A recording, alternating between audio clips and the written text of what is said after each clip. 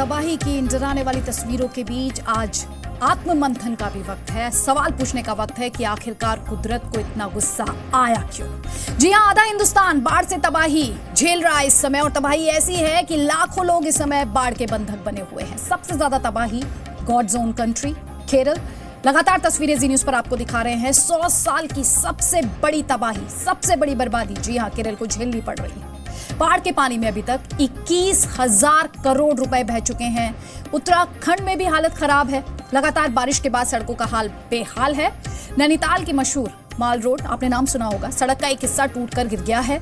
कर्नाटक में भी सैलाब से सब तबाही की तस्वीरें हैं। तस्वीरें तमाम आप इस समय अपनी स्क्रीन पर देख रहे हैं। और अलग अलग जगहों पर आपको बता दें, कहा जा रहा है करीब 1500 लोग, हम कर्नाटक की बात करें, फंसे हुए। और एनडीआरएफ का अब तक का सबसे बड़ा बचाव अभियान शुरू हो चुका है। केरल में रेस्क्यू के लिए एनडीआरएफ की 58 टीमें लगानी पड़ी हैं। 67 हेलीकॉप्टर हैं, 24 एयरक्राफ्ट, 548 मोटर बोट्स, सबको तैनात किया गया है। अर्नाकुलम में 54,000 से ज्यादा लोगों का रेस्क्यू किया गया। आर्मी बोट, मछली पकड़ने वाली नाव से भी बचाया गया है। कोच्चि नेवल एयर स्ट्रिप का कमर्शियल इस्तेमाल किया जाएगा, ऐसा कहा जा रहा है। रेलवे ने, आपको बता दें, क्योंकि एक तरफ ये तबाही है तो दूसरी तरफ मदद भी आगे आ रही है, मदद मिल रही है। रेलवे ने 7 लाख लीटर पीने का पानी केरल के लिए भेजा है। गूगल ने बिना इंटरनेट पर लोकेशन साझा करने की सुविधा उपलब्ध कराई है। अपनी लोकेशन का प्लस कोड जनरेट कर SMS कर सकते हैं आप। केंद्र ने केरल को 500 करोड़ की आर्थिक मदद का ऐलान किया है, लेकिन जरा सोचिए, नुकसान 21,000 करोड़ का है, तो 500 करोड़ कहीं ना कहीं ऊंट के मुंह में जीरे के समान इस समय दिखाई देता है इन तबाही की तस्वीरों के बीच। वहीं महाराष्ट्र सरकार की तरफ से भी 20 करोड़ की आर्थिक मदद का ऐलान किया गया है, और राज्य सरकारें भी हैं जो लगातार मदद के लिए आगे आ रही हैं और आर्थिक मदद के साथ साथ फूड पैकेट्स हों या फिर एयरक्राफ्ट्स हों, हर वो संभव मदद जो मुमकिन है कर रही है। आज रेस्क्यू और रिलीफ ऑपरेशन करीबन 10 दिन कंप्लीट हुए हैं, और यंगस्टर्स जो है तिरुवनंतपुरम, जो कैपिटल है केरला का, सुबह से ही आकर रिलीफ मटेरियल को सॉर्ट आउट कर रहे हैं, ऑर्गेनाइज कर रहे हैं। ये एक रिलीफ मटेरियल कलेक्शन सेंटर है तिरुवनंतपुरम में, जहां पर वॉलंटियर्स आए हैं सुबह से ही। चाहे वो मेडिसिन हो, जैसे कि आप देख सकते हैं, लोगों को बताया गया है कि एक लिस्ट ऑफ मेडिसिन उन्हें दिया गया है कि क्या क्या किस किस मेडिसिन की जरूरत है।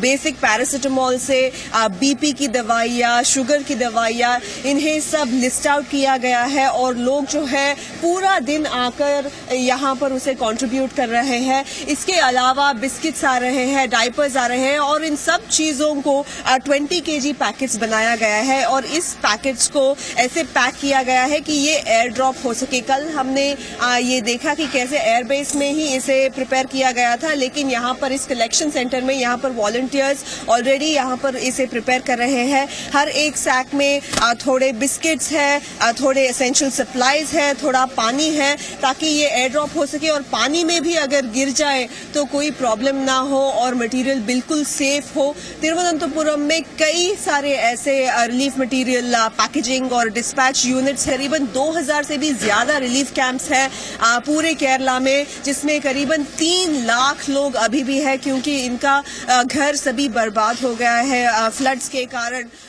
और आज IMD ने प्रेडिक्ट किया है कि बारिश थोड़ा कम होगा। रेड अलर्ट बस 3 डिस्ट्रिक्ट्स में साउंड किया गया है, तो इसी के कारण रेस्क्यू और रिलीफ एफर्ट जो है आज कुछ ज्यादा ही पेस में चलेगा, ताकि ज्यादा से ज्यादा लोगों को बाढ़ हुए जगह से निकाल ले जाए और तिरुवनंतपुरम जैसे ड्राई एरियाज में शिफ्ट किया जाए।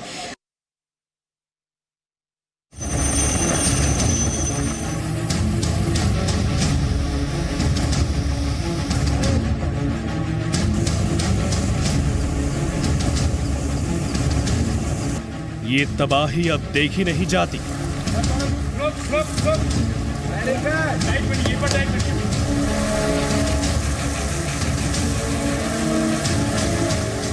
हर तरफ हाहाकार मचा है।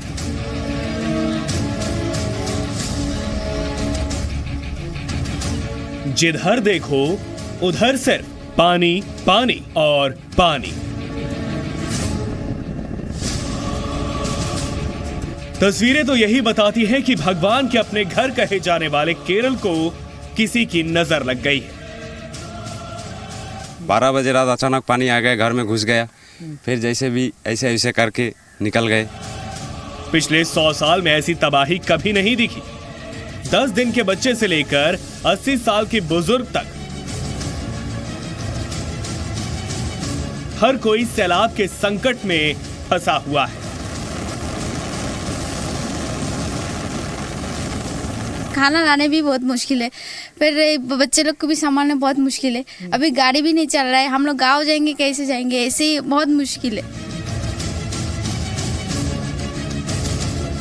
केरल की मौजूदा तस्वीर कैसे डरा रही है, ये बताने के लिए जी न्यूज ग्राउंड जीरो पर मौजूद है।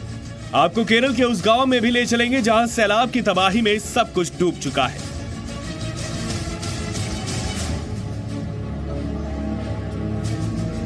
पानी था, लेकिन पहले भी आया, इतना पानी नहीं था, इतना नुकसान नहीं हुआ था। वो अभी घर का पूरा डूब गया था, पूरा घर वो छत तक डूब गया था पूरा।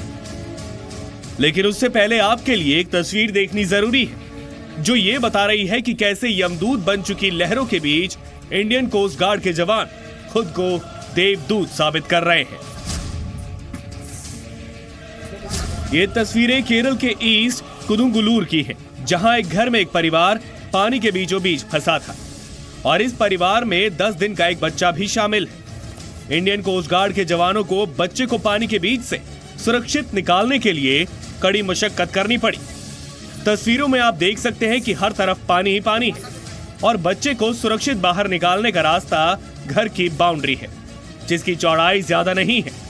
लेकिन ऐसी मुश्किल में अपने मिशन को अंजाम तक पहुंचाने का हुनर रखने वाले इंडियन कोस्ट गार्ड के जवानों की जीत इस बार भी हुई और बच्चे को अपनी गोद में लेकर ये जवान सुरक्षित निकल गए।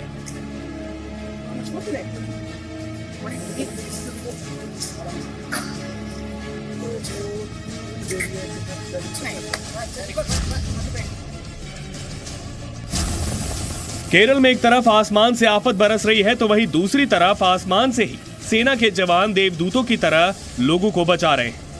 कोची में कुदरत का कहर जमकर बरपा है, लेकिन यहाँ लोगों को सुरक्षित निकालने के लिए सेना के जाबाज ने हेलीकॉप्टर को घने पेड़ों के बीच एक घर पर उतारकर 26 लोगों को सुरक्षित निकाल लिया।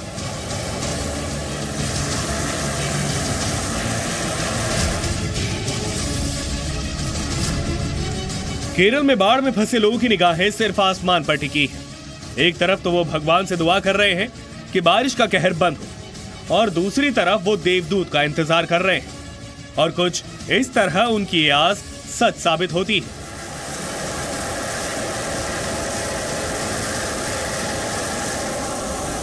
पानी से घिरे घर की छत से एक महिला का रेस्क्यू ऑपरेशन देखिए।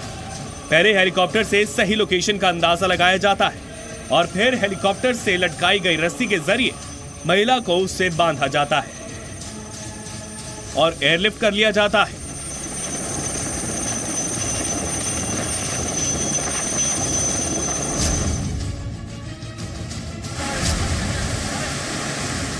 लेकिन ये देवदूत सिर्फ आसमान से ही नहीं आते बल्कि जमीन पर भी दिखते हैं। पलक्कड़ में जब पानी के बीच लोग फंस गए तो उन्हें सुरक्षित निकालने में जवानों ने जरा भी देर नहीं लगाई।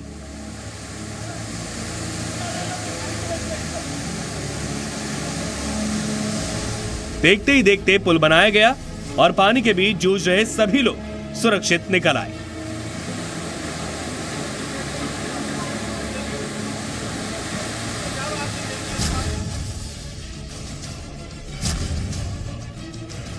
लेकिन केरल में देवदूतों की इस मेहनत पर फिर पानी फिर सकता है, क्योंकि ज्यादातर जिलों में भारी बारिश का रेड अलर्ट जारी किया गया है। राज्य के 14 में से 8 जिले सबसे ज्यादा प्रभावित हैं। इनमें पट्टनमथिट्टा, वायनाड, एर्नाकुलम, कोच्चि, इडुक्की, कोझिकोड, पलक्कड़ और मलप्पुरम शामिल हैं। देख सकते हैं कि गांव पूरी तरह से पानी में डूब गया है। गांव वाले बताते हैं कि सोमवार की रात से यहां पानी का आना शुरू हुआ। उन्हें यह एहसास तो था कि यहां बाढ़ आ सकती है, मगर उसका रूप इतना भयावह होगा ऐसा उन्होंने कभी सोचा भी नहीं था। और सीधे आपको जयपाल के पास ही लेकर चलते हैं, पट्टनमथिट्टा, जो कि one of the worst affected areas बताया जा रहा है। जयपाल, चाहते हैं हमारे दर्शकों को और ज़्यादा तस्वीरें आप दिखाएं, क्या इस समय वहाँ पर चल रहा है, जिस तरीके का रेस्क्यू ऑपरेशन चल रहा है, रिलीफ एंड रेस्क्यू ऑपरेशन जिस मैग्नीट्यूड का चल रहा है, बहुत कुछ कह रहा है। 57-58 टीमें एनडीआरएफ की, 1300 पर्सनल इन्वॉल्व, डिफेंस के तीनों अंग इन्वॉल्व, बहुत कुछ कह रहा है इस बाढ़ के बारे में।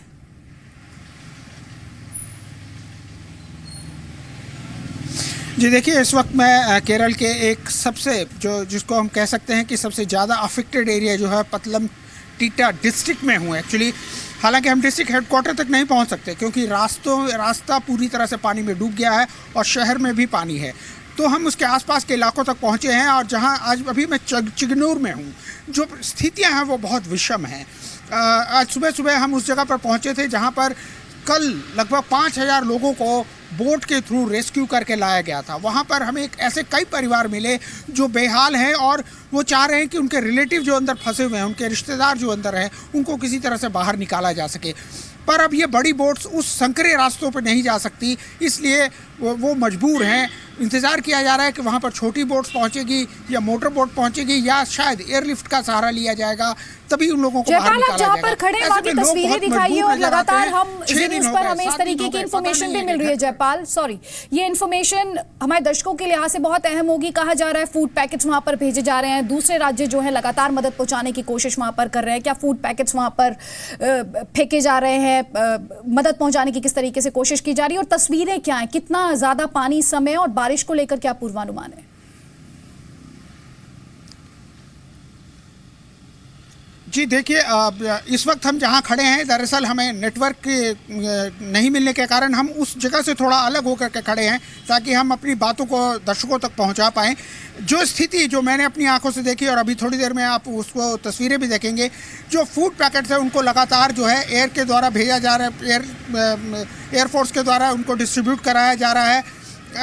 वो ये फूड पैकेट्स उन लोगों के लिए है जो जगह जगह पर फंसे हुए हैं, मकानों की छतों पर बैठे हुए हैं, लेकिन वहाँ पर राहत की टीमें नहीं पहुँच पा रही। इसके अलावा रिलीफ कैंप है, अकेले इस ज़िले के अंदर में लगभग 190 के आसपास रिलीफ कैंप बनाए गए हैं जहाँ पर डिफरेंट NGOs और सरकार की तरफ से रिलीफ की रसद पहुँचाई जा रही है, दवाइयाँ पहुँचाई जा रही हैं, खाना पहुँचाया जा रहा है, पानी पहुँचाया जा रहा है, लेकिन वहाँ भी वो पर्याप्त नहीं लगता। ऐसे कई रिलीफ कैंप हैं जहाँ पर आप जाएंगे तो वहाँ पर संख्या इतनी ज़्यादा है और ये आने वाला सामान इतना कम कि सामान को लेकर के कई बार झगड़े की जैसी स्थितियाँ भी उत्पन्न हो जाती हैं।